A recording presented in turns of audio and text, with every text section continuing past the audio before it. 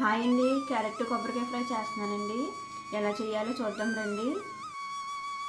నేను 4 క్యారెట్లు తీసుకున్నానండి. చిన్న కొబ్బరి ముక్క తీసుకున్నాను.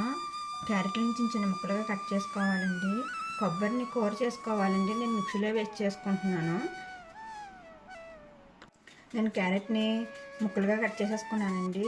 పోపులోకి 2 పచ్చిమిరపకాయలు, ఒక ఎండుమిరపకాయ, కొద్దిగా కరివేపాకు తీసుకున్నానండి.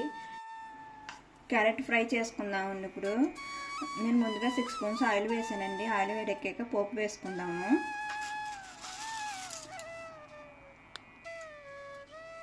ఆయిల్ వేడెక్కిందండి. ఇప్పుడు కొద్దిగా శనగపప్పు వేసుకుందాము. కొద్దిగా మినపప్పు అండి.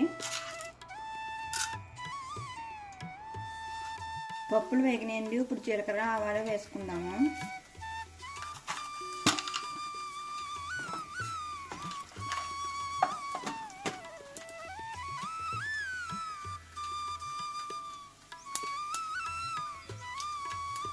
ఇప్పుడు పచ్చిమిరపకాయ ముక్కలు వేసుకుందామండి.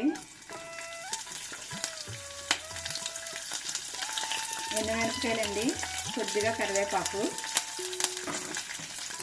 ఇది వేగాక అప్పుడు క్యారెట్ ముక్కలు వేసుకోవాలండి.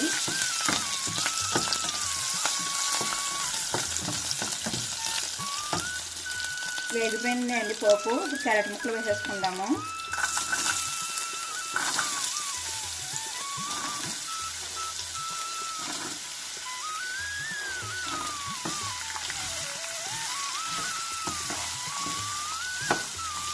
క్యారెట్ ముక్కల్లో సాల్ట్ వేసుకుంటే తొందరగా వేగిపోతాయండి. ఇప్పుడు సాల్ట్ వేసుకుందాము. నేను 1 స్పూన్ సాల్ట్ వేస్తున్నానండి.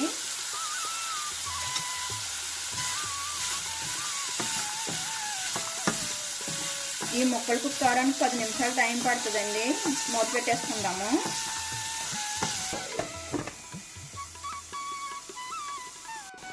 క్యారెట్ ముక్కలు ఫ్రై అయిపోయినాయండి. ఇప్పుడు కొబ్బరి కూర వేసి కలిపేసుకుందాము.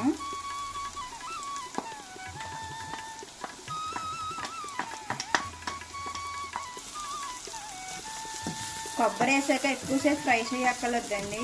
ఒక 2 నిమిషాలు ఫ్రై చేసుకుంటే సరిపోతుంది.